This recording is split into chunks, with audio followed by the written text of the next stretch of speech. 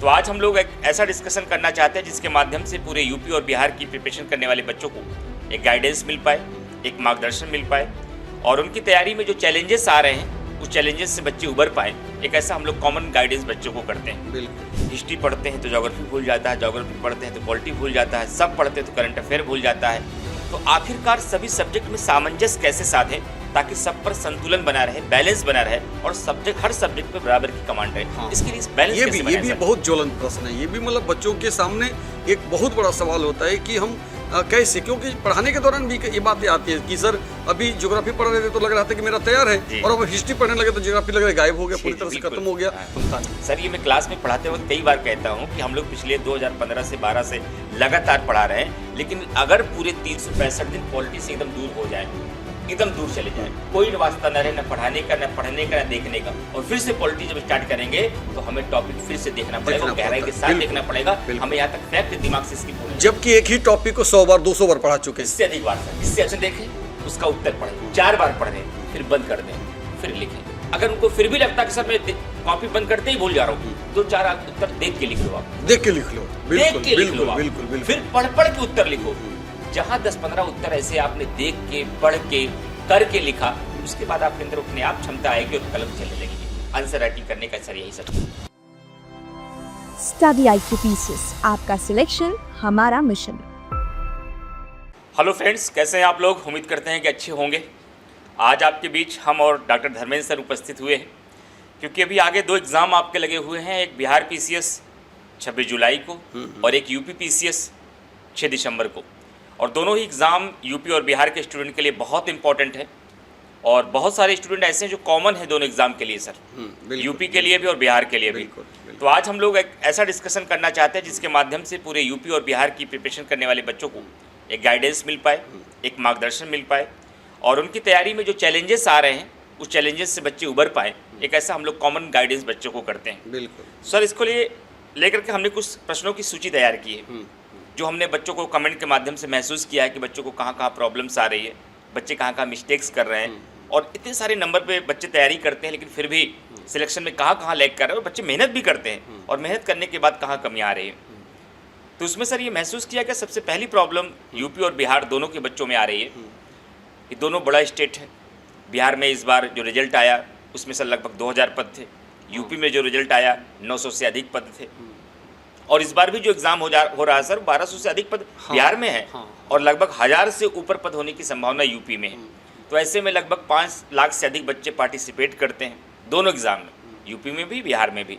लेकिन सब जब रिजल्ट आता है प्रीलिम्स का तो बहुत कम संख्या में बच्चे चयनित होते हैं। ये तो सीट पर भी निर्भर करता है, जितनी सीट होती है उसका 13 गुना ही कमीशन को सिलेक्शन कराना है।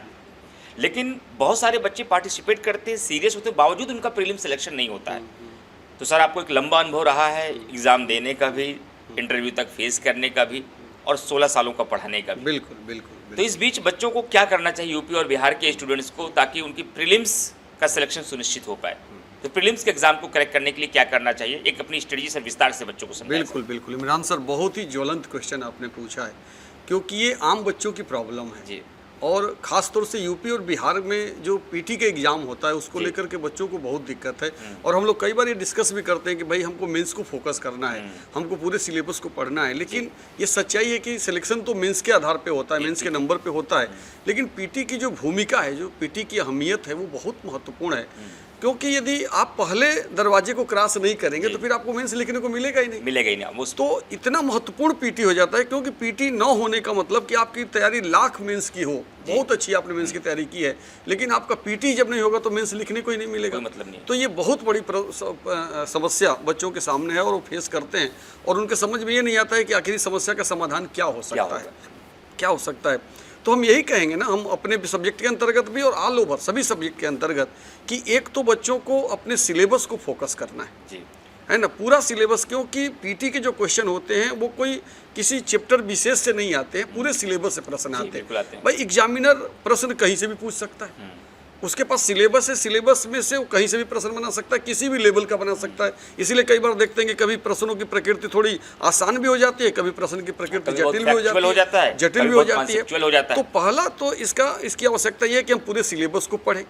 अच्छा, पूरे सिलेबस को पढ़ने के दौरान हम केवल सिलेबस को नहीं पढ़ेंगे, कि पूरे सिलेबस को पढ़ने के दौरान जब भी हम किसी एक चैप्टर को, किसी एक अध्याय को जब पढ़ते हैं, तो उसके बाद हमें ये देखना है कि उस चैप्टर से प्रीवियस ईयर में क्या क्या क्वेश्चन आए हैं। इसका मतलब सर प्रीलिम्स के एग्जामिनेशन के लिए प्रीलिम्स जो प्रीवियस ईयर क्वेश्चन है PYQs, वो बहुत इंपॉर्टेंट है, बहुत महत्वपूर्ण हर सब्जेक्ट के हर टॉपिक के। हाँ, और वो ना क्या करना, कई बार क्या करता होता है ना, जैसे मान लीजिए एंशिएंट हिस्ट्री है, तो एंशिएंट हिस्ट्री बच्चे ने पूरा पढ़ लिया, उसके बाद वो सॉल्व करते हैं। नहीं, ज़्यादा बेहतर स्ट्रेटजी है कि यदि वो प्रागैतिहासिक काल पढ़ रहा है तो प्रागैतिहासिक काल से पिछले 20-25 वर्षों में, यदि यूपी का एग्जाम दे रहा है तो यूपी के कमीशन ने, बीपीएससी दे रहा है तो वहाँ के कमीशन ने किस तरह के प्रश्न पूछे हैं उस पार्टिकुलर एक चैप्टर से, तो उस प्रश्न को तो उसको सॉल्व करना ही करना है। जब वो प्रश्न को सॉल्व करता है ना, तो उसी समय उसको देखना है कि और यहाँ से एग्जामिनर क्या प्रश्न बना सकता है। और जो छात्र स्ट्रेटजी पे काम करता है ना कि क्या संभावित प्रश्न हो सकता है, क्योंकि जो एनालिसिस हम लोगों ने किया, खुद भी एग्जाम दिया और जो इतने सालों से जो पढ़ाने का अनुभव है, तो एनालिसिस जो हम लोगों ने किया उसमें ये निकल के आता है कि एग्जामिनर जो प्रश्न, नया प्रश्न बनाता है, वो आए हुए प्रश्न के इर्द गिर्द होता है, आसपास होता है। तो यदि हम ये सोचते हुए कि चलो जो आया है उसको भी जान लिया और जो आ सकता है उसके बारे में भी अनुमान लगा लिया कि देखो ये प्रश्न बन सकता है, इस प्रश्न की संभावना हो सकती है, और इस तरह से सारे चैप्टर को यदि हम पढ़ते हुए चले तो फिर वहाँ से पीटी इसका एक लाभ ये भी होता है जो आपने PYQ की बात की, क्योंकि अभी भी सर किसी भी एग्जामिनेशन का अगर एनालिसिस करते हैं लेटेस्ट, चाहे 2025 का यूपी PCS का प्रीलिम्स रहा हो या फिर बिहार PCS का जो अभी प्रीलिम्स इसके पहले हुआ था उसकी बात की जाए सर, तो हम यही देखते हैं कि अभी भी 60 to 70% क्वेश्चन वहीं से हैं जो अब तक पिछले 20 साल के एग्जाम में पूछे गए हैं। हूबहू नहीं होता, कभी स्टेटमेंट का क्वेश्चन है, कभी क्वेश्चन को स्टेटमेंट बना दिया गया, कभी एक्सप्लेनेशन से सवाल आ गया। तो प्रीवियस ईयर क्वेश्चन को सॉल्व करने से एक फायदा ये भी हो जाता है कि कम से कम 50 to 60 क्वेश्चन हमारे सेफ हो जाते हैं, बिल्कुल सेफ हो जाते हैं। 50 से 60% सवाल हमारे पहले से तैयार हो जाते हैं, और उसी के आधार पर जैसा कि आपने कहा कि सर इर्द गिर्द के सवालों पर नजर बना के रखें, क्या और नया बन सकता, अनुमान लगा के चले, बिल्कुल। तो इससे हमारी हर सब्जेक्ट पर पकड़ बन जाती है। और एक उसमें और पॉइंट जोड़ना चाहेंगे हम कि बच्चों की आदत होती है ना कि किसी चैप्टर के किसी विषय के किसी खास चैप्टर पे पूरा का पूरा फोकस करते हैं, और किसी से भागना, दोनों होती सर। हाँ, और कोई किसी चैप्टर पर ऐसा बहुत अधिक होता है लगाओ और किसी से डरना या भागना भी होता है सर। जैसे हम देखते हैं हिस्ट्री के अंतर्गत कुछ ऐसे पोर्शन है जहाँ से पीटी के क्वेश्चन हमेशा आते हैं, जैसे साउथ इंडिया, दक्षिण भारत के इतिहास से, खासतौर से चोल और पल्लव के कला और संस्कृति से प्रश्न हमेशा आता है, लेकिन बच्चा दक्षिण भारत का इतिहास पढ़ने से भागता है। जो प्राचीन भारत और मध्यकाल के बीच में पूर्व मध्यकाल है, जहाँ पे राजपूत काल है, सामंती युग है, उस पोर्शन को पढ़ना नहीं चाहता है, जबकि वहाँ से लगातार क्वेश्चन आ रहा है। तो इतिहास के कई ऐसे खंड, भक्ति और सूफी को नहीं पढ़ता है जहाँ से प्रश्न आ रहा है। तो हमें जो भी विषय हम पढ़ रहे हैं ना, उसमें हमको पूरे सिलेबस के अकॉर्डिंग कि भाई सिलेबस क्या है, अच्छा जो प्रश्न, जो महत्वपूर्ण चैप्टर हम लोग मानते थे, वहाँ से प्रश्न इतना आ चुका है कि प्रश्न बनाने की भी एक लिमिट होती है, संभावना तो अभी एग्जामिनर का जो झुकाव है वो उन गौण क्षेत्रों की तरफ जा रहा है, तरफ है जहाँ पर लोगों का ध्यान नहीं है, और यहाँ से प्रश्न अभी तक कम पूछे गए। क्योंकि सर कमीशन भी तो ये चाहता है कि हर बार के एग्जाम में कुछ तो नया किया जाए, कुछ नए प्रश्न लाए जाए। अब नए प्रश्न वहीं से आएंगे जहाँ से कम आए। इसका मतलब बच्चों को एक ध्यान ये भी देखना है कि हमारे सिलेबस का जो हिस्सा है, जिन सेगमेंट से अब तक क्वेश्चन कम बना, उसको हमें बिल्कुल बाइकआउट नहीं करना है, उसका बिल्कुल हमें फॉर गारंटेड नहीं लेना, उस पर भी नजर बना के रखनी है। उसकी संभावना सर अब ज़्यादा है। जैसे मैं उदाहरण दूँ मॉडर्न हिस्ट्री से, बच्चे पूरी तरह से राष्ट्रीय आंदोलन को फोकस करते हैं। आप किसान आंदोलन नहीं पढ़ते, आप जनजातीय आंदोलन नहीं पढ़ते, वहाँ से क्वेश्चन आते है ना, वहाँ से क्वेश्चन आ रहे हैं, है ना, जनजातीय आंदोलन से आ रहे हैं, किसान आंदोलन से आ रहे हैं। जो कांग्रेस की स्थापना से पहले जो कुछ राजनीतिक संगठन थे उसको कोई नहीं पढ़ता, सीधे कांग्रेस की स्थापना से आगे बढ़ जाते हैं। तो जो संगठन है वहाँ से लगातार, अच्छा मैं ये भी नहीं बोल रहा हूँ, लगातार आप 4-5 साल के पेपर को देखेंगे तो हर साल 1 या 2 प्रश्न पूछ लिए वहाँ से। सर ऐसे ही आप हिस्ट्री के बारे में बता रहे हैं, पॉलिटी की बात किया जाए, सर बच्चे पूरा फोकस फंडामेंटल राइट से लेकर DPSP से लेकर प्रेसिडेंट तक करते रहते हैं। कॉन्स्टिट्यूशनल नॉन कॉन्स्टिट्यूशनल जो बॉडी है, संवैधानिक और गैर संवैधानिक निकाय, हमेशा सर क्वेश्चन वहाँ से बनता है, आई जाते हैं निर्वाचन आयोग से, वित्त आयोग से, मानवाधिकार आयोग से, लोकपाल से, महिला आयोग से, संघ लोक सेवा आयोग से। बच्चे उसको अक्सर स्किप कर देते हैं, उसको गौर टॉपिक मान लेते हैं। तो कुल मिला के सारे यही निकला, सर ने जैसा समझाया आपने कि किसी भी सब्जेक्ट को टॉपिक वाइज पढ़ना है, और टॉपिक वाइज ही उस पर पकड़ बनाने के लिए क्वेश्चन सॉल्व करते रहना है, प्रीवियस ईयर क्वेश्चन पर पकड़ बनाते हुए चलना है और संभावित प्रश्नों पर भी नजर रखनी है। प्रश्नों की एक लिस्ट तैयार कर लेना है कि और नया क्या बन सकता है, और जहां से सवाल आ चुके हैं उसको फोकस करना ही है। और यदि मॉडल क्वेश्चन उनको मिल सके जी, ज्यादा से ज्यादा प्रश्न यदि सॉल्व कर सके जो प्रीवियस ईयर क्वेश्चन नहीं है, उसके अलावा मॉडल क्वेश्चन यदि अधिक से अधिक सॉल्व करें तो वो भी उनके लिए बिल्कुल सर। तो पहले प्रश्न का उत्तर तो आप विद्यार्थियों को मिल गया होगा, और मैं कोशिश भी यही कर रहा हूँ कि आज का सेशन का पूरा डिस्कशन उन बिंदुओं पर हो जो आपकी वास्तविक समस्या है, क्योंकि हम लोग शिक्षक का काम पिछले 10 सालों से 15 सालों से कर रहे हैं, तो एक आइडिया, एक अनुमान ये है कि बच्चों की जेन्युइन प्रॉब्लम क्या है, कमेंट के माध्यम से बच्चों को मिलने के माध्यम से हम लोगों को इतना एहसास है कि बच्चे मिस्टेक्स करते कहाँ हैं, तो हम लोग उन्हीं बिंदुओं को सर आधार बना रहे हैं, वहीं पर हम लोग डिस्कशन भी कर रहे हैं। आज का डिस्कशन एकदम टू द पॉइंट है, टू द पॉइंट। दूसरा सर चैलेंज बच्चों को लेकर हमेशा जो मैसेज आते हैं, कमेंट्स आते हैं, व्यक्तिगत बच्चे मिलकर जो बात करते हैं, वो ये कहते हैं कि सर इतना वेस्ट सिलेबस है, बड़ा सिलेबस है, हिस्ट्री पढ़ते हैं तो ज्योग्राफी भूल जाता है, ज्योग्राफी पढ़ते हैं तो पॉलिटी भूल जाता है, सब पढ़ते हैं तो करंट अफेयर भूल जाता है। तो आखिरकार सभी सब्जेक्ट में सामंजस्य कैसे साधें ताकि सब पर संतुलन बना रहे, बैलेंस बना रहे, और सब्जेक्ट हर सब्जेक्ट पर बराबर की कमांड रहे। इसके लिए बैलेंस कैसे बनाएं? ये भी बहुत ज्वलंत प्रश्न है। ये भी मतलब बच्चों के सामने एक बहुत बड़ा सवाल होता है कि हम कैसे, क्योंकि पढ़ाने के दौरान भी ये बातें आती है कि सर अभी ज्योग्राफी पढ़ रहे थे तो लग रहा था कि मेरा तैयार है, और अब हिस्ट्री पढ़ने लगे तो ज्योग्राफी लग रहा है गायब हो गया, पूरी तरह से खत्म हो गया। तो इसका एक ही तरीका है, जो व्यक्तिगत अनुभव की मैं बात करूं तो हमें तो एक तो विषय को बहुत विस्तार से पढ़ना है, कॉन्सेप्ट बेस्ड स्टडी करना है जी। तो कॉन्सेप्ट बेस्ड स्टडी करेंगे ना तो हमको उसका क्रक्स पता होता है कि भाई इसका आधार क्या है ना पूरा। उसके बाद हमको करना क्या है, हमने उसके कॉन्सेप्ट बेस्ड उसको पूरा अच्छे तरीके से समझ लिया, उसके बाद कॉन्सेप्ट को समझने के बाद फिर वहाँ पे प्रश्न जो बन रहे हैं है ना उसको जानना है। और इसमें एक बहुत बड़ा जो पॉइंट है वो ये है कि हम किसी विषय को मान लो कॉन्सेप्ट के लेवल पे हमने तैयार कर भी लिया, लेकिन यदि हमने छोड़ दिया लंबे समय तक तो वो फिर भूल जाता है। मिला के आपका शायद रिवीजन पर फोकस करना है। ह्यूमन नेचर है। तो आपको ना चाहे हिस्ट्री पढ़ लिया, आप ज्योग्राफी पढ़ रहे हैं, उसके बाद आप पॉलिटी पढ़ रहे हैं, पर हिस्ट्री के नोट्स को आपको समय समय पर मल्टीपल टाइम रिवीजन करते रहना है, 1 सप्ताह में 2 सप्ताह सॉल्व करते रहना है। एक बार आपको रिवीजन करना है और उसके प्रश्नों पे नजर रखना है। इससे क्या होगा कि आपके विषय बढ़ते चले जाएंगे और आपके पॉइंट दिमाग में आते रहते हैं, पीछे के विषय आपके बने डेटा भी आते रहते हैं, उस पर हमारी याददाश्त बनी रहती है। तो कॉन्सेप्ट बेस्ड स्टडी, 2 शब्द केवल मैं बोलूंगा सर, कॉन्सेप्ट बेस्ड स्टडी, और उसके साथ साथ उनको रिवीजन करते हैं। तो कुल मिला के स्टूडेंट्स आप लोग को रिवीजन पर बहुत ज़्यादा फोकस करना है। ये कॉमन बात है, ऐसा नहीं कि आप विशेष हैं या आपके साथ अकेला ऐसा हो रहा, हर स्टूडेंट के साथ होता था, समय पर हम लोगों के साथ भी ऐसा हुआ है। कॉमन चीज है। यदि कोई इससे बचने का, कई बार बच्चों को कोई कहता है कि नहीं हम तो कोई चीज़ पढ़ते हैं तो याद रहता है, वो सफ़ेद झूठ बोल रहा है। कोई भी इंसान ऐसा नहीं है जिसको पढ़ने के बाद भूलता नहीं। सर ये मैं क्लास में पढ़ाते वक्त कई बार कहता हूँ कि हम लोग पिछले 2015 से 12 से लगातार पढ़ा रहे हैं, लेकिन अगर पूरे 365 दिन पॉलिटी से एकदम दूर हो जाए, एकदम दूर चले जाए, कोई वास्ता न रहे, न पढ़ाने का, न पढ़ने का, न देखने का, और फिर से पॉलिटी जब स्टार्ट करेंगे तो हमें टॉपिक फिर से देखना पड़ेगा, गहराई के साथ देखना पड़ेगा, हमें यहाँ तक फैक्ट दिमाग से स्किप होने, जबकि एक ही टॉपिक को 100 बार 200 बार पढ़ा चुके हैं। इससे अधिक बार सर, इससे अधिक बार। फिर भी कॉमन चीज है। जब इतना अभ्यास करने के बाद भी हम लोग इस बात को एक्सेप्ट करेंगे अगर 1 साल छोड़ दें तो चीजें भूलेगी। तो कॉमन सी बात है कि आपने तो अभी स्टार्टिंग की है, केवल सिलेबस के अकॉर्डिंग पढ़ा है, स्पेशलाइजेशन नहीं किया, आपको तो केवल एग्जाम करेक्ट करना है। टीचर तो स्पेशलाइजेशन की तरफ जा रहे हैं, बिल्कुल लगातार पढ़ रहे हैं, 20 किताब को आपको तो जर्नलिस्ट बनना है, आपको तो बस बेसिक जानकारी के साथ आपको एग्जाम क्रैक करना है। तो कुल मिला के विद्यार्थियों, चाहे यूपी के हैं चाहे बिहार के हैं, आप लोग रिवीजन पर फोकस करिए। विषय का कॉन्सेप्ट पढ़ लिया है उसको आपको छोड़ना नहीं है। जब आपको स्टार्टिंग करना है तो कॉन्सेप्ट के साथ पढ़ना है, स्टोरी बेस्ड पढ़ना है, डिटेल में पढ़ना है, टॉपिक पूरा होने के बाद MCQ लगाते रहना है, मल्टीपल टाइम अपने नोट्स को जो टीचर ने पढ़ाया हो, जहां भी आपने पढ़ा हो उसको रिवीजन करते रहिए, क्वेश्चन सॉल्व करते रहिए। अगर ये रीति अपनाएंगे तो बाय द टाइम सब्जेक्ट आपका स्ट्रांग होगा, वीक बिल्कुल। एक अंतिम सवाल सर आपसे और लेंगे, जो बच्चों के कॉमन प्रश्न आते हैं मैं वही पूछ रहा हूँ सर, क्योंकि बच्चों से इतना सामना होता रहता है, इनके मैसेजेस इतने आते रहते हैं, ऑफलाइन आके मिलते रहते, वही सवाल मैं कर रहा हूँ ताकि इसके माध्यम से इनको आंसर मिलता जाए। बिल्कुल।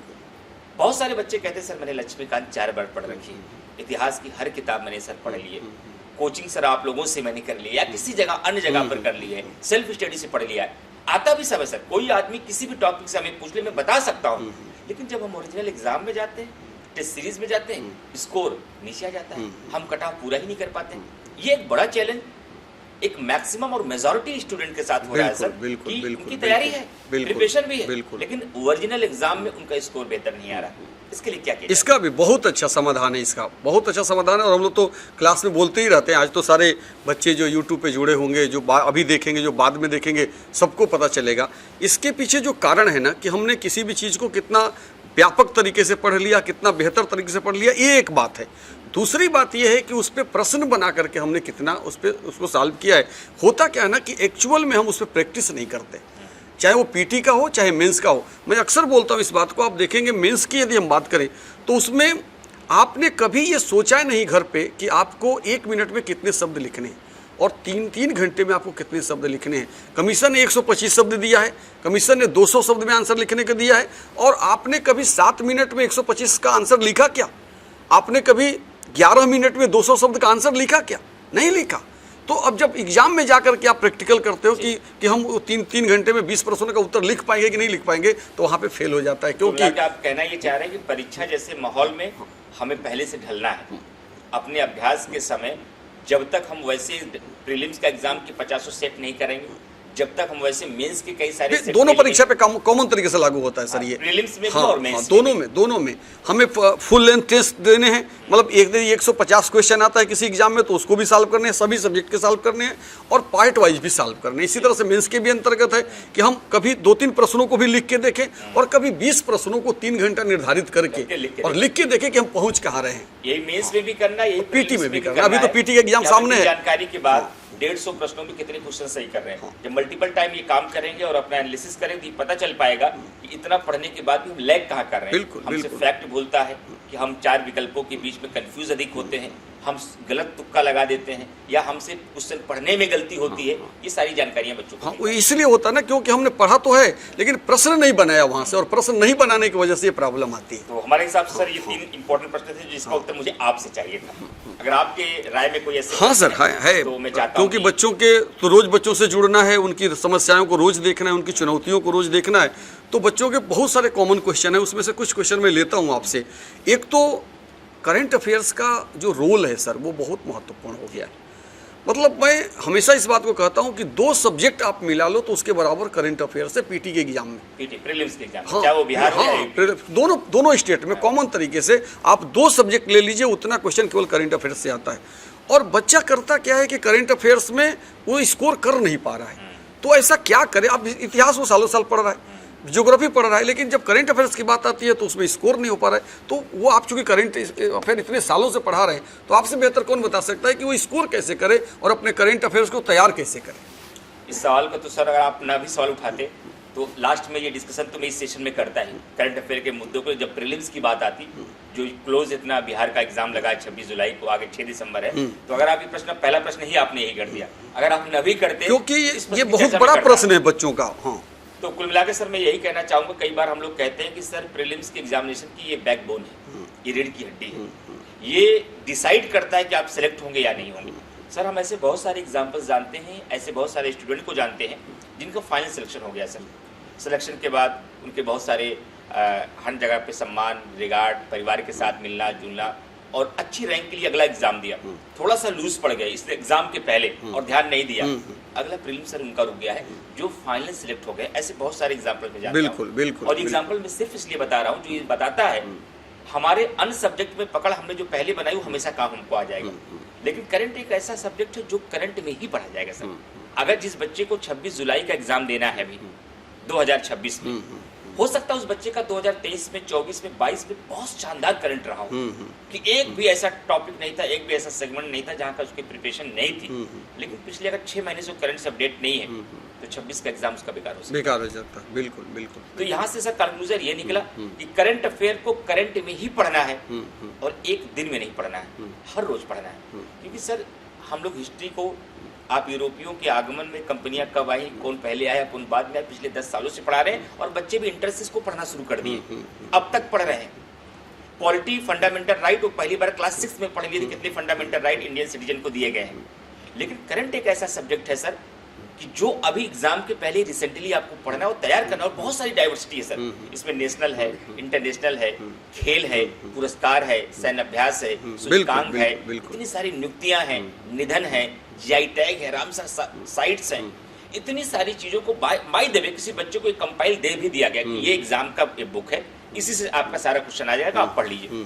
क्या सर ये पॉसिबल है लास्ट के 15 दिन में या 1 महीने का भी समय दे दिया जाए, बच्चों को एक 300-400 पेज की किताब दीजिए, इसमें सिर्फ डेटा ही है, सिर्फ आपको सूचकांक याद करना है, पुरस्कारों का नाम याद करना है, दिवस याद करना है, थीम याद करना है, कि क्या 1 महीने के भीतर सब दिमाग में बिल्कुल नहीं, बिल्कुल नहीं, बिल्कुल नहीं। ये प्रॉब्लम मैंने देखा सर बच्चों में कि वो विषय तो सालों साल पढ़ते हैं, लेकिन करंट अफेयर्स के बारे में, चूंकि आप करंट के बहुत ही बेहतरीन अध्यापक हैं और इतने सालों से मार्गदर्शन कर रहे हैं, तो करंट अफेयर्स को बच्चे लास्ट के लिए रखते हैं। उन बच्चों को आप क्या कहेंगे कि उनको क्या करना चाहिए? लास्ट में मैं बच्चों से यही कहना चाहता हूँ कि करंट अफेयर को 1 दिन में नहीं तैयार करना है। अगर आप अपने जो भी एग्जाम का टारगेट बना रहे हैं, अगर जैसे आपका 26 जुलाई का है या 6 दिसंबर का है, तो आप जब से सीरियस हुए, लास्ट 1 साल जब आपका एग्जाम बचा है तभी से सीरियस हो जाइए सर। डे बाय डे आप कवर करते रहिए, चीजें अपने आप सर तैयार होती जाइए। सर मैं शाम को 7 बजे करंट अफेयर पढ़ाता हूँ, पहले सुबह पढ़ाता था, पिछले 6 महीने से शाम को पढ़ा रहा हूँ। इसमें जब करंट अफेयर से मान लीजिए कोई भी घटना मैंने पढ़ाई, कोई एक इंडेक्स आ गया, सूचकांक की वैश्विक शांति सूचकांक आ गया, मैंने बच्चों को पढ़ाया। आज डिटेल में पढ़ाता हूँ कि किसने जारी किया, किसको पहली रैंक मिला, भारत की पोजीशन क्या रही, टॉप 3 कंट्रीज कौन रही और नीचे कौन रहा, किस आधार पर ये किया जाता है, सब बताया। दूसरे दिन इसको सर माइंड मैप से मैं रिकैप कराता हूँ।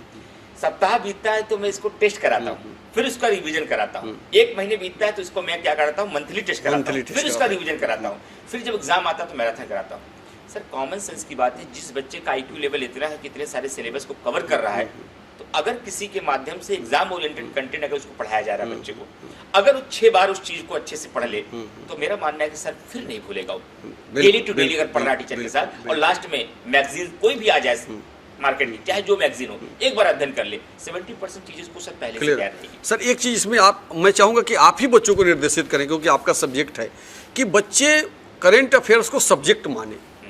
सर वो सब्जेक्ट नहीं मानते, वो इतिहास को सब्जेक्ट मानते हैं, ज्योग्राफी को सब्जेक्ट मानते हैं, जबकि मैं बता रहा हूँ कि यदि इतिहास से 20 प्रश्न आया और पॉलिटी से 15 प्रश्न आया तो 35 हुआ ना, और 35-36 केवल करंट से आ रहा है। 2023 में पीसीएस में सर यही था। वो करंट को विषय क्यों नहीं मान रहे? और जब विषय जब तक नहीं मानेंगे तब तक वो परीक्षा के लास्ट के टाइम के 15 दिन 20 दिन के लिए छोड़ेंगे, पिछले टॉपिक के रूप में सोच लेते हैं। तो बिल्कुल मैं, ये प्रासंगिक प्रश्न है सर आपका, ये जेन्युइन प्रश्न है, ये बच्चे फील भी करते हैं सर। लेकिन कई बार लाइफ में कुछ चीजें ऐसी होती है कि हम इग्नोर कर देते हैं, देख लेंगे, कर लेंगे, टालते हैं कुल मिला करके। एग्जाम आएगा तो हम देख लेंगे, लेकिन मैं बच्चों को यही समझाना चाहूंगा, देखना नहीं है, एग्जाम में आपको जाके परफॉर्म करना है, स्कोर करना है और आपको बैलेंस बनाना है। जैसे आप सालों साल हिस्ट्री पढ़ते हैं, बिल्कुल सालों साल पॉलिटी पढ़ते हैं, जैसे सालों साल आपको करंट अफेयर पढ़ना है, क्योंकि 2 सब्जेक्ट के बराबर आपको ये स्कोर दे रहा है। और ये जो बच्चा सर 5 साल से प्रिपरेशन कर रहा है, वो बच्चा हिस्ट्री में नया बच्चा उनको नहीं पछाड़ पाएगा। और सर एक चीज और बता दें बच्चों को करंट के बारे में, कि कितने मतलब एग्जाम यदि जुलाई में है, मान लें अभी तो जुलाई तो नजदीक आ गया, यदि यूपी पीसीएस की बात करें तो दिसंबर में एग्जाम है, एग्जाम पीटी के एग्जाम के कितने महीने पहले से बच्चे को बहुत सीरियस करंट पढ़ना चाहिए? सीरियस, बिल्कुल सही, अच्छा सवाल है सर। हमने तो कॉमन तरीके से कहा कि आप स्टार्टिंग कर दीजिए जिस एग्जाम को पार्टिसिपेट होना 12 महीने पहले, क्योंकि सर किसी भी एग्जाम में, यूपी हो या बिहार, कोई भी स्टेट पीसीएस हो या यूपीएससी हो, 12 महीने का करंट अफेयर आता है, 12 महीने का। लेकिन सर इसमें भी पेच है, 60 to 70% क्वेश्चन लास्ट 6 महीने के होते हैं जिस दिन एग्जाम उसका कंडक्ट होता है बच्चे का। लेकिन 30 से 40% सवाल 4-5 महीने के और पीछे को होते हैं, जिसमें 1 साल हमें बोलना पड़ता है। कई बार 1-2 सवाल 1.5 साल पुराना भी आ जाता है सर। तो बच्चे इसके चक्कर में बेवजह का इफर्ट लगाते रहते हैं। मैं बच्चों को समझाता हूँ, 1-2 सवाल के चक्कर में अगर हमें 6 महीने और पीछे जाके पढ़ना है तो उसको छोड़ देंगे। हाँ, बिल्कुल बिल्कुल। उस एनर्जी को किसी अन्य जगह लगा देंगे, एनवायरमेंट में लगा देंगे या किसी अन्य स्टैटिक जीके में लगा देंगे। तो बच्चों को मैं यही समझाना चाहूंगा कि लास्ट के 6 to 7 मंथ के करंट अफेयर बहुत इंपॉर्टेंट है किसी भी स्टेट पीसीएस में। हालांकि आपके एग्जाम में पूरे साल भर का करंट अफेयर आता है, कभी कभी 1-2 प्रश्न ऐसे होते हैं जो 12-14 महीने 15 महीने के पीछे के भी आ जाते हैं। उसके लिए आपको परवाह नहीं करना, उसको छोड़ देना। तो सर हम उम्मीद करते हैं बच्चों से कि वो आपकी सलाह को मानेंगे और करंट को एक सब्जेक्ट मानेंगे और उसको रेगुलर पढ़ेंगे जैसे अन्य सब्जेक्ट पढ़ते हैं। इसके साथ 1-2 छोटे-छोटे और प्रश्न करना चाहेंगे सर आपसे। एक आंसर राइटिंग को लेकर के बच्चों के दिमाग में रहता है कि सर आंसर राइटिंग के लिए हम क्या करें, किस तरह से हम काम करें कि हमारा स्कोर अच्छा हो, जब हम मेंस लिखे तो उसमें हमको नंबर अच्छा मिले, क्योंकि अल्टीमेटली जो सिलेक्शन होना हो तो मेंस के नंबर पे होना है। बिल्कुल सर, जैसा कि आपने कहा कि पहला पड़ाव प्रीलिम्स है, ये बड़ा मुश्किल पड़ाव है, इस पड़ाव को पार पाना भी बहुत ज़रूरी है, लेकिन अंतिम पड़ाव मेंस ही है। हम इंटरव्यू देते तो हैं अंतिम पड़ाव के रूप में, लेकिन सिलेक्शन हमारा मेंस कराता है। यूपी पीसीएस की बात की जाए तो सर 100 नंबर का केवल इंटरव्यू है, जिसका बहुत खराब भी होता है सर, 45 नंबर तो 50 मिल ही जाता है। बिल्कुल बिल्कुल और बिल्कुल। बहुत अच्छा होता है तो 65-70 के बीच में रहता है। तो हमारा ऐसा मानना है कि अच्छे और खराब के बीच में 15 से 20 नंबर का डिफरेंस है। इसका मतलब इंटरव्यू में बहुत ज्यादा बच्चे लैक नहीं करते, लैक तो मेंस में कर मेंस रहे में हैं। बिल्कुल सर, और बिल्कुल। मेंस विशेषकर हिंदी मीडियम, इंग्लिश मीडियम के बच्चों की थोड़ा राइटिंग स्किल अच्छी हो जाती है, क्योंकि उनको टू द पॉइंट लिखने की आदत अपने एकेडमिक से ही पड़ जाता है, बिल्कुल। ग्रेजुएशन में ही पड़ जाता है। अगर बिल्कुल। बीटेक करे या बीयूएमएस करके आए तो वहां से भी आदत पड़ जाती है उनको। लेकिन हिंदी मीडियम के बच्चों को सर आंसर राइटिंग स्किल में एक बड़ी प्रॉब्लम है। अब प्रॉब्लम हमें नहीं पहचानना, हमें सॉल्यूशन देना है सर। और इस सॉल्यूशन को देने के लिए बच्चों को यही कहना चाहूंगा कि इनको स्टार्टिंग से सर लिखना पड़ेगा। कई बार बच्चे सोचते हैं जिस दिन प्रीलिम्स हो जाएगा, पूरा सब्जेक्ट कंप्लीट हो जाएगा, एक दिन ऐसा आएगा मैं कलम कॉपी लेके बैठूंगा और पहला ही आंसर ऐसा लिख दूंगा मेरा सिलेक्शन। बिल्कुल इस दिन बिल्कुल। कभी ये नहीं वहम आएगा। है ना, ये वहम है, क्योंकि ये कभी नहीं आएगा पीटी सर। के रिजल्ट आने और मेंस के बीच में 2 से ढाई महीने का गैप हम होता कह है। रहे सर 5 महीने भी मिल गया। जिस बच्चे ने आंसर राइटिंग नहीं किया है, प्रीलिम्स अगर उसका हो जाए, हम कह रहे 5 महीने समय दे दीजिए। अगर कभी आंसर राइटिंग नहीं नहीं हो किया है सकता। तो सर फाइनल सिलेक्शन नहीं हो सकता, नहीं हो सकता। मेरा ऐसा मानना है कि अगर जो बच्चा फाइनल सिलेक्शन के लिए डेडिकेटेड है और सीरियस है और डिसिप्लिन में है, जिस दिन आप प्रीलिम्स का एग्जाम देने जा रहे हैं उस दिन कम से कम आप ईमानदारी के साथ ये कह सकिए मेरा 50% मेंस तैयार है, तभी आप कवर कर पाएंगे, वरना आप कवर ही नहीं कर पाएंगे। बिल्कुल। ऐसा करने के लिए किया क्या जाए, केवल लिखना है, आंसर राइटिंग करना है। बच्चे सोचते हैं सर कि कैसे लिखें, क्योंकि बच्चा पहला एक आंसर सवाल, ही हाँ, एक सवाल बहुत कॉमन आता है, रोज बच्चे पूछते हैं सर ये इस बात को, इसलिए हम चाहेंगे कि आप उसको बताएं कि सर जब आंसर लिखने बैठते हैं तो ये नहीं समझ में आता कि शुरू कहाँ से करें। बिल्कुल बिल्कुल, इसको इस पर भी जवाब देंगे सर, क्योंकि उसके पहले इस पर हम आते हैं। बच्चों का पहला ये चीज होती है कि सर हम जिस दिन हमारी तैयारी बेस्ट हो जाएगी, हम पहला आंसर बेस्ट लिखेंगे। सर पहला आंसर ना मेरा बेस्ट था, ना आपका ही बेस्ट रहा होगा, बिल्कुल, और ना ही बिल्कुल। किसी टॉपर का बेस्ट होता बिल्कुल है। बिल्कुल। मैं एक शब्द बच्चों को समझाना चाहूंगा, जितने भी बच्चे इस सेशन को देख रहे हैं, अगर इसको आप नोट्स बना लीजिए, लिख लीजिए, आपको एक अच्छे उत्तर तक पहुंचने के लिए 100 खराब उत्तर लिखना पड़ेगा। जिस बच्चे ने इतना पेशेंस रख लिया कि हम 100 खराब उत्तर तक लड़ेंगे और लिखते रहेंगे और अपने आप में सुधार करते रहेंगे, इंप्रूवमेंट करते रहेंगे, उस दिन बच्चा वो अच्छे एक आंसर तक पहुंच जाएगा। और जिस दिन सर एक अच्छे आंसर तक बच्चा पहुंच जाएगा, क्योंकि सर लिखना एक आर्ट है, लिखना एक स्किल है। बिल्कुल। जिसको लिखना आ गया उस बच्चे को भी आप कॉपी पेन दे दीजिए कि इमरान सर और डॉक्टर धर्मेंद्र सर के पॉडकास्ट का मूल्यांकन कीजिए, वो मूल्यांकन कर देगा। बिल्कुल।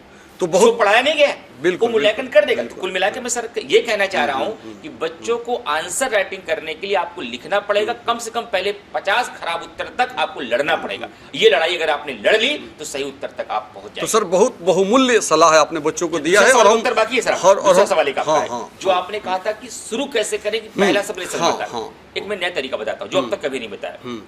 जो बच्चे आंसर राइटिंग शुरू नहीं कर पा रहे, कुछ ना करें सर। मार्केट में बहुत सारी ऐसी मैगजीन है, प्रीवियस ईयर के क्वेश्चन है, वो प्रीवियस ईयर के क्वेश्चन को लाएं, हर टॉपिक वाइज मेंस के क्वेश्चन के लाएं, मॉडल आंसर मार्केट में तैर रहे हैं।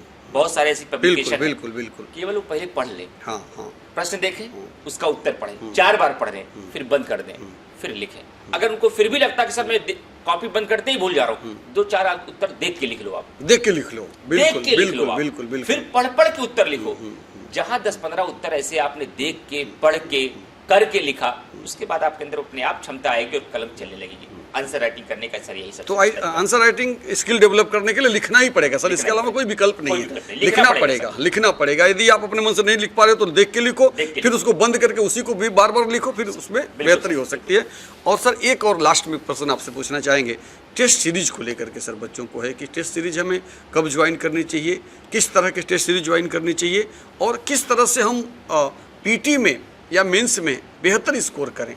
तो इसके लिए आप क्या कहना चाहेंगे, टेस्ट सीरीज को लेकर के क्या कहना हम लोग चाहेंगे? का सेशन जो भी हुआ वो आधे घंटे या 40 मिनट का, पूरे सेशन में एक ही मुद्दा बचा भी रह गया था, बाकी हर मुद्दे पर बिल्कुल, आप बिल्कुल, लेकर बिल्कुल। कोशिश यही कर रहे थे कि बच्चों के जितने डाउट्स हैं लगभग कवर हो जाए। और किसी दिन एक वीडियो हम लोग रिसोर्स पर भी बनाएंगे, अलग से उस पर करेंगे। आज रिसोर्स पर चर्चा हम लोग नहीं करना चाह नहीं, रहे। जैसे पीटी पे स्पेशल कर लेंगे सर, आंसर राइटिंग में स्पेशल कर लेंगे, लेकिन आज हम कॉमन चर्चा आज कर रहे कॉमन हैं। चर्चा हाँ, कर रहे कॉमन हैं, चर्चा इसलिए कर रहे हैं। हर एक मुद्दे पर हम लोग इसे पॉडकास्ट लेकर के आएंगे बच्चों के बीच। लेकिन मैं ये बताना चाहूँगा कि देखिए टेस्ट सीरीज का बहुत बड़ा रोल है सर। हम लोग दुर्भाग्यशाली रहे कि हम लोगों के दौर में ये प्रचलन ही नहीं था, जिसकी लीजिए हम लोगों को काफ़ी स्ट्रगल करना पड़ा सर। ये हम फील करते हैं और आप भी फील कर रहे हैं। बिल्कुल बिल्कुल। लेकिन वर्तमान में सर टेस्ट सीरीज का बहुत इंपॉर्टेंट रोल है। टेस्ट सीरीज एक ऐसा एक्सरे या एमआरआई मशीन है जो हमारी पूरी प्रिपरेशन को बता देती है कि कहाँ कहाँ पर प्रॉब्लम है, किसकी मेडिसिन चलाई जाए। बिल्कुल बिल्कुल। मैं एक शब्दों में, क्योंकि सर मैं एग्जांपल के साथ बात करना बहुत पसंद करता हूं। बिल्कुल। टेस्ट सीरीज एक ऐसी एक्सरे या एमआरआई मशीन है जो आपकी जांच करके आपको बता देती है ये आपकी डिजीज है, इसकी आप इलाज कराइए, इसकी आप दवा करिए। कुल मिलाकर सर जब बच्चा टेस्ट सीरीज करता है, चाहे प्रीलिम्स की या मेंस की, तो उसको तुरंत पता चलने लगता है कि जो हम काम कर रहे थे, हम अब हमारे काम में क्या और करने की जरूरत है, हमारी कमजोरी क्या अपनी है, कमियों को और पहचान हमारा पाता है। स्ट्रॉन्ग पॉइंट क्या है। लेकिन टेस्ट सीरीज करने का तरीका मैं लास्ट में बताना चाहूंगा बच्चों को। टेस्ट सीरीज करना सर बड़ी बात नहीं है। टेस्ट सीरीज करने के बाद जिस बच्चों को अगर टेस्ट सीरीज का एनालिसिस करने नहीं आता तो सर टेस्ट सीरीज का कोई फायदा नहीं है। टेस्ट सीरीज का एनालिसिस हो कैसे? 2 मिनट, 1 मिनट में बताऊंगा, 2 मिनट भी नहीं, 1 मिनट में बताऊंगा। बिल्कुल। सर बच्चा कोई भी टेस्ट सीरीज दे, टेस्ट सीरीज देकर प्रीलिम्स की बता रहा हूँ, जैसे बिहार देने जा रहे हैं बच्चे या यूपी देने अभी सामने एग्जाम बीपीटी का ही है। एग्जाम, बिल्कुल। आप टेस्ट सीरीज देकर के आइए, 150 क्वेश्चन की टेस्ट सीरीज थी आपकी, आपने देकर आए, आपके 60 क्वेश्चन गलत हो गए, मान लीजिए आपके 90 सही हुए। अब आप देखिए कि उस 60 क्वेश्चन जो आपके गलत हुए किस सेगमेंट से गलत हुए, उसकी एक लिस्ट बनाइए, जो गलत हुए उसको वहीं पर तैयार करिए। जब भी आप टेस्ट सीरीज देते हैं सर उसका एक्सप्लेनेशन मिलता है, और एक्सप्लेनेशन में हर टेस्ट सीरीज में कम से कम 50 ऐसे पॉइंट, फैक्ट या कॉन्सेप्ट या एक्स्ट्रा नॉलेज के रूप में आपको मिलेगा जो आप नहीं जानते हैं। उसको आपको हर टेस्ट सीरीज में तैयार करते हुए चलना है। जो आपको गलत हुआ उसको जाकर अपने नोट से दोहराना है, उसको स्ट्रॉन्ग बना लेना है, और इस शपथ के साथ कि अगले टेस्ट सीरीज में इसको हम गलत नहीं करेंगे। बिल्कुल। और इस पद्धति के साथ इस तरीके से एनालिसिस करते हुए अगर कोई बच्चा पहले सेगमेंट वाइज यानी कि topic wise sectional test series हर सब्जेक्ट की पहले 10-10 दे दे, 15-15 दे दे, और जब 15-15 सेक्शनल दे देगा तो हर सब्जेक्ट उसका मजबूत हो जाएगा, तब उसको फुल लेंथ पे जाना चाहिए। मेरा ऐसा मानना है डायरेक्ट फुल लेंथ की टेस्ट सीरीज पे नहीं जाना चाहिए, पहले सेक्शनल देना चाहिए और सेक्शनल के बाद फिर फुल लेंथ की टेस्ट सीरीज स्टार्ट करनी चाहिए। फिर वहाँ सब्जेक्ट वाइज एनालिसिस करे कि कौन सा सब्जेक्ट मेरा वीक है, कैसे उसको सही करें। ये हो गई प्रीलिम्स की बात। बिल्कुल। मेंस की टेस्ट सीरीज की भी सर पहले सेक्शनल स्टार्ट करें। हिस्ट्री हमारी तैयार हो गई, चलिए अब आंसर राइटिंग करते हैं। जितने क्वेश्चन आते हैं कि देखते हैं हम लिख पाते हैं या नहीं। जब क्वेश्चन को लिखें तो उसके बाद मॉडल आंसर जरूर मिलेगा, चाहे जहाँ पे सीरीज जहाँ पे भी करेंगे। बिल्कुल मॉडल आंसर आपको मिलेगा, कॉपी भी चेक होगी, एवेल्युएट के बाद आपको फीडबैक भी मिलेगा कि आपका इंट्रो कैसे था, बॉडी लाइन कैसे था, कंक्लूजन क्या था। पहले अपने फीडबैक को देखिए और उसको एक्सेप्ट करिए कि इसको हम अगले आंसर में भूमिका में ये गलती नहीं करेंगे, कंक्लूजन में ये गलती नहीं करेंगे। और दूसरा फिर जैसे ही आप मॉडल आंसर देखिए, मैं तो ये लिखा था लेकिन लिखना ये चाहिए था, उसको छोड़ मत दीजिए सर, तुरंत बंद करिए उसी क्वेश्चन को जो आपने मॉडल आंसर से सीखा, जो आपने फीडबैक से सीखा, उसको फिर से लिखिए, उसको लिख लीजिए। एक बार नहीं 2 बार लिख लीजिए, और एक क्वेश्चन को नहीं सभी क्वेश्चन को फिर से लिखिए, तब अगली टेस्ट सीरीज में जाइए। और हर टेस्ट सीरीज में बच्चा अगर ये काम करता रहे जो मैं मेंस में बता रहा हूँ, तो सर 20 टेस्ट सीरीज देने के बाद बच्चे की speed, answer writing skill, flow, भाषा का प्रवाह, आंसर में डेप्थ सब बेहतर हो। सर आप कहना ये चाह रहे हैं कि बच्चों को आंसर राइटिंग चाहे पीटी का हो या मेंस हो, अपनी कमजोरियों को पकड़ना है, और जहाँ पे गलती कर रहे हैं वो दोबारा गलती नहीं करनी है। नहीं करना सर, बच्चे ठीक है गलती हो गई आज मैं कर लूंगा ना, तुरंत एक्सेप्ट करिए this is my weak portion, और ये शपथ लीजिए कि अगली बार ये गलती नहीं होगी। अगर ये इंप्रूवमेंट कोई बच्चा करने को तैयार है तो टेस्ट सीरीज के माध्यम से वो अपनी कमियों को जान भी पाएगा, निखार भी पाएगा और सेलेक्ट भी हो पाएगा। बिल्कुल। तो उम्मीद करते हैं कि सर इन 3 प्रश्नों के माध्यम से आपने सर जिसके बारे में डिस्कशन किया और जिसके बारे में मैंने डिस्कशन किया, बच्चों को अभी आगामी एग्जामिनेशन यूपीपीसीएस और बिहार पी से जो 26 जुलाई को है, इसका एक बेहतर मार्गदर्शन मिलेगा। मैं सभी बच्चों से ये कहना चाहूंगा कि आप लोग कमेंट करके और भी ऐसे प्रश्न आप बताइएगा किन मुद्दों पे चर्चा आप चाहते हैं। और आए दिन बच्चों से मुखातिब हम लोग होते हैं, और उनकी जितनी भी ज्वलंत मुद्दे थे, जो चुनौतियां थी, उन सब पे हम लोगों ने डिस्कस किया। लेकिन फिर भी जाहिर सी बात है, हम किसी को कितना भी महसूस करें लेकिन कुछ महसूस करना बाकी रह जाता है। हम सभी स्टूडेंट से ये कहेंगे, जितने भी लोग सेशन को देख रहे हैं, आप ऑफलाइन पे कमेंट जरूर करके बताइएगा इससे क्या सीखा है, ये भी फीडबैक बताइएगा। बिल्कुल। और आगामी क्या डिस्कशन आप और चाहते हैं, किस मुद्दे पर, बुक्स के मुद्दे पर, आंसर राइटिंग के मुद्दे पर, प्रैक्टिस के मुद्दे पर, क्वेश्चन के मुद्दे पर, सब्जेक्ट को पढ़ने के मुद्दे पर, किताब को पढ़ने के मुद्दे पर, नोट्स बनाने के मुद्दे पर, जिस भी मुद्दे पर आपको डिस्कशन चाहिए, आप हम लोगों का मार्गदर्शन चाहिए, आप लोग कमेंट करके बताइएगा। अगला पॉडकास्ट हम अपने कमेंट के हिसाब से ही लाएंगे, लेकिन ये पॉडकास्ट आप लोगों की प्रिपरेशन में कितना हेल्प कर सकता है ये फीडबैक जरूर दीजिए। जरूर शुक्रिया, बिल्कुल। थैंक यू सर, बहुत धन्यवाद। और हम लोगों ने मिलकर कुछ बच्चों का थोड़ा बहुत भी अगर इस पॉडकास्ट के माध्यम से भारत बच्चों का मार्गदर्शन होगा, उनको हेल्प मिल पाएगी, तो इसकी सार्थकता, इसका रेलिवेंट बना रहेगा इस पॉडकास्ट। बिल्कुल सर, बहुत धन्यवाद।